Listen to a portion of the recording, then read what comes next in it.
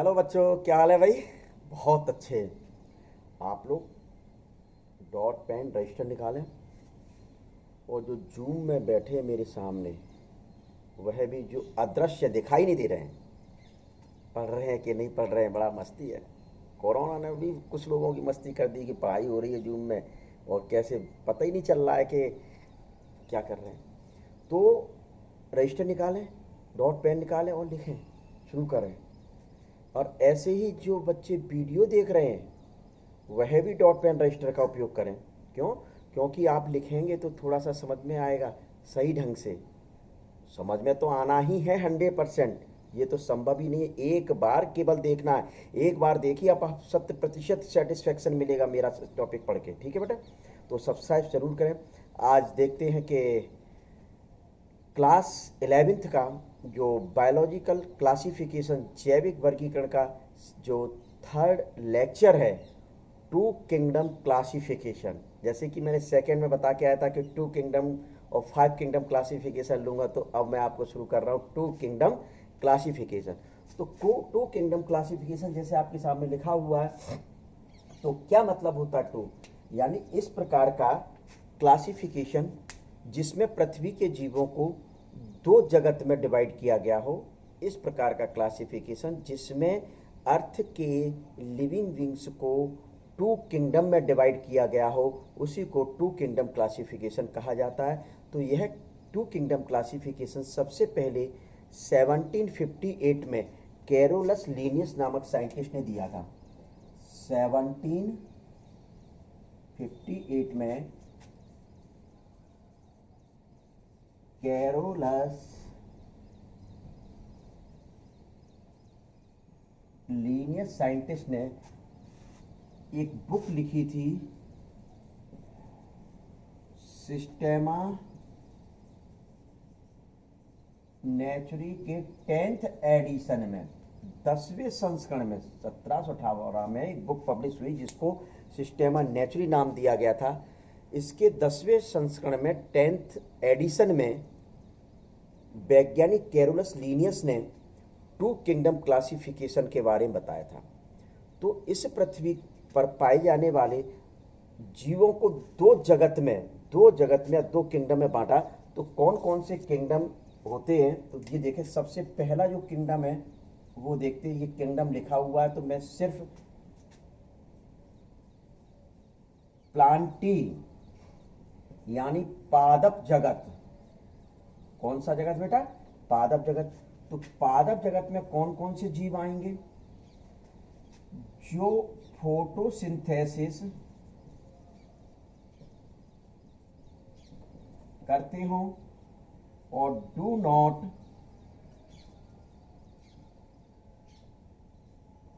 Exhibit locomotion, यानी प्रकाश संश्लेषण की क्रिया करते हो, यानी भोजन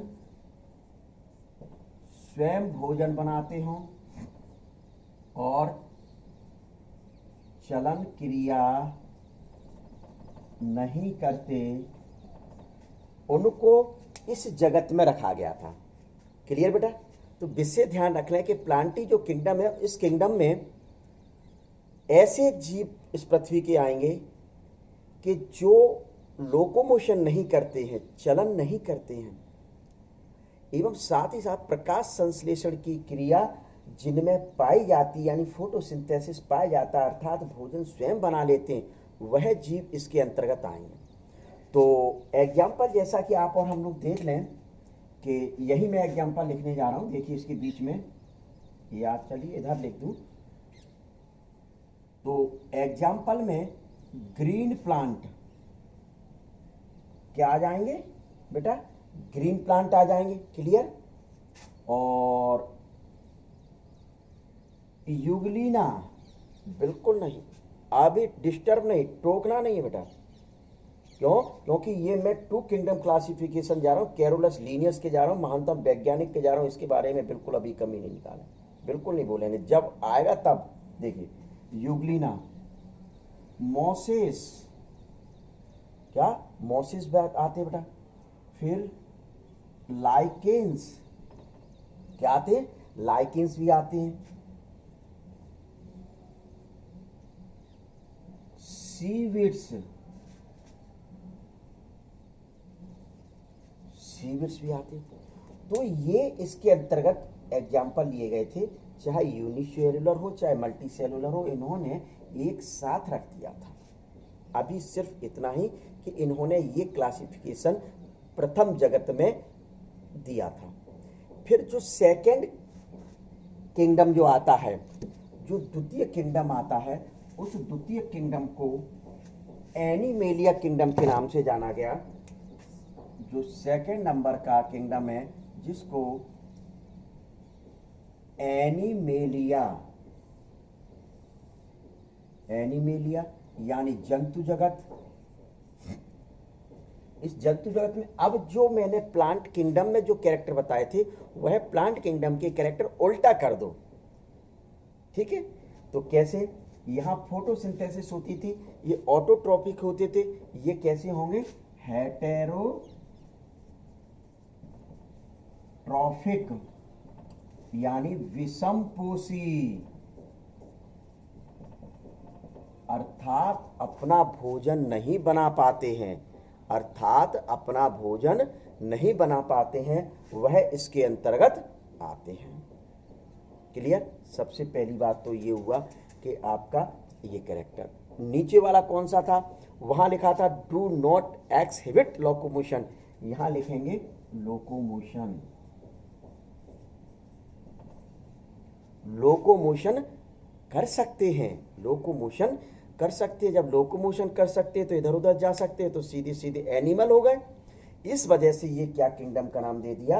एनिमेलिया किंगडम। लेकिन ये 1758 की बात है, सिस्टम ऑफ नेचुरी में ये बातें लिखी गई थी। आगे चलकर जैसे जैसे साइंटिस्ट आए, तो साइंटिस्ट ने इस किंगडम में कमियां देखी। भाई ये तो मुझे समझ में नहीं आ रहा कि इसमें तो सब जैसे खाना खाते हैं ना, तो पता चावल मिला लिया, रोटी मिला लिया, आलू की सब्जी, कढ़ी, सारी चीज़ें मिला ली जाती हैं। तो ऐसा वैज्ञानिकों को लगा कि इसमें तो भैया सब खिचड़ी है, कुछ नहीं। तो उस समय वैज्ञानिकों ने फिर ये कहा कि इसकी शॉर्ट कमिंग है, इसकी क्या कमियां हो सकती हैं, क्या इसकी क्या कमियां हो सकती हैं? तो वह कमियां मुख्य रूप से कैरोलस लीनियस की बताई गई। तो देखिए, तो शॉर्ट कमिंग, आप और हम लोग यहां क्या लिखेंगे?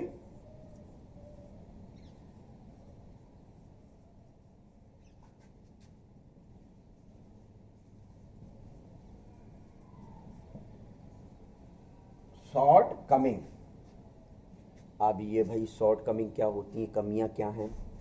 तो सबसे पहले आप देखते हैं, एक एक करके कमी बेटा बता दूंगा, क्या एक एक करके सारी कमी होंगी। तो first number, it has put together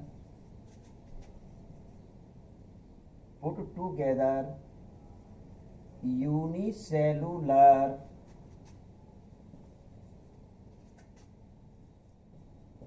with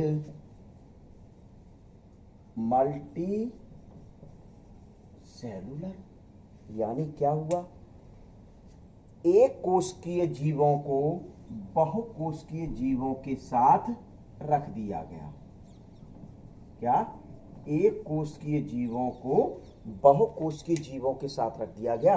clear लिख दिया, it has put together unicellular with any multi cellular, यानी जो सिंगल सेल्ड वाले होते थे और बहुत सारी सेल्स वाले होते थे, उनको एक साथ रख दिया गया। ये बड़ा सबसे बड़ी कमी थी। क्या? ये सबसे बड़ी इनकी कमी थी। दूसरा पॉइंट देख लें, it has put together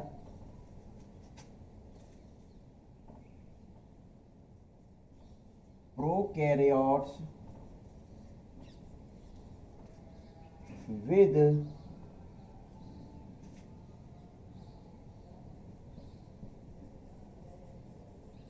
eukaryotes.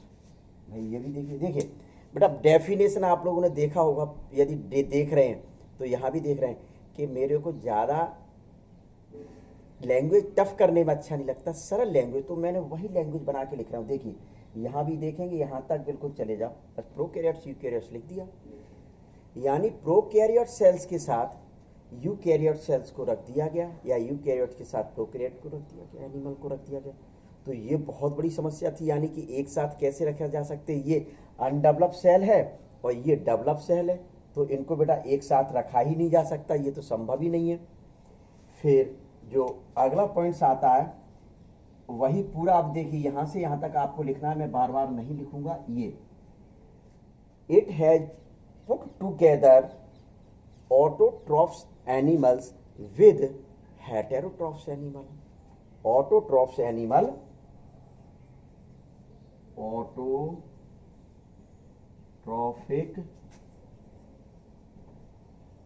Animal with heterotrophic animal. देखिए बहुत बड़े के मतलब स्वपोषी और विषमपोषी को एक साथ रख दिया गया, जो भोजन अपना बनाते हैं और जो नहीं बनाते उनको एक साथ रख दिया गया। बेटा ये कैसे संभव हो सकता है, क्या ये संभव ही नहीं हो सकता। फिर देखिए अगला पॉइंट देखें,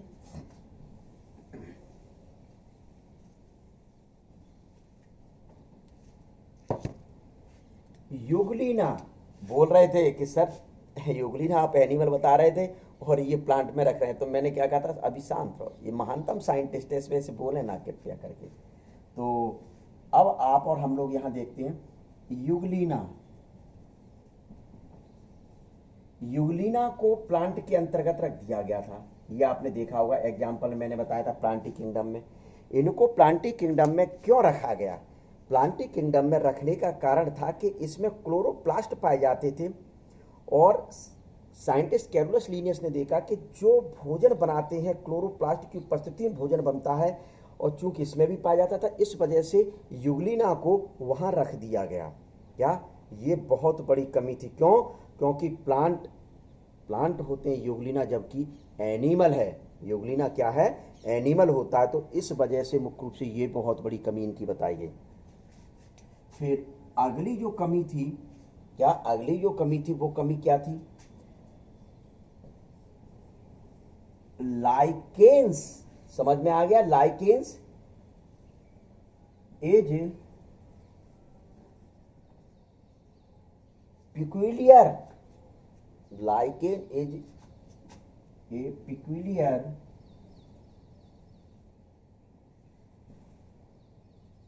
group of dual organism। भैया ये क्या कह दिया इन्होंने, समझ में ही नहीं आ रहा है, बच्चे कह रहे हैं बेटा समझ में आया। Lichens is peculiar group of dual organism, मतलब लाइकेंस कोई एक एनिमल नहीं है, लाइकेंस दो जीवों से मिलकर बना है, लाइकेंस दो जीवों से मिलकर बना है। वो जीव कौन कौन से होते हैं, फंजाई और एल्गी, इन दोनों का कॉम्बिनेशन लाइकेंस कहलाता है। इन दोनों का जो कॉम्बिनेशन है बेटा वो क्या कहलाता है, लाइकेंस कहलाता है। It's means it is association A fungi and algae, ये एल्गी और फंजाई का मिला हुआ रूप है। तो ये इतनी सारी कमियां मुख्य रूप से वैज्ञानिक उन्हें आगे चलकर टू किंगडम क्लासिफिकेशन के बारे में बताई थी, इस वजह से मुख्य रूप से आगे चलकर एक वैज्ञानिक और आए, मैं बात कर रहा हूँ 1969 के लिए तैयार हो जाए, 5 किंगडम क्लासिफिकेशन। 5 किंगडम क्लासिफिकेशन अब आएगा, तो बेटा नेक्स्ट जो टॉपिक आएगा उस मतलब 4th नंबर का लेक्चर होगा, उस 4th नंबर के लेक्चर में मैं आपको क्या बताऊंगा कि 5 किंगडम क्लासिफिकेशन क्या होता है। ठीक है, तो आप पढ़ते रहें बेटा, जो प्रॉब्लम नहीं आए वो मुझसे पूछते रहें। बायोलॉजी की जवाबदारी आप बिल्कुल छोड़ दीजिए, ये मैं दावा करता हूँ गारंटी से बिल्कुल 100% कि आप यदि देखेंगे, सुनेंगे बिल्कुल 100% और मन से सब्सक्राइब करेंगे तो बायोलॉजी मेरे ऊपर छोड़ दीजिए, 100% मैं आपकी बायोलॉजी अच्छी कर दूंगा। ठीक है बेटा, ओके बाय।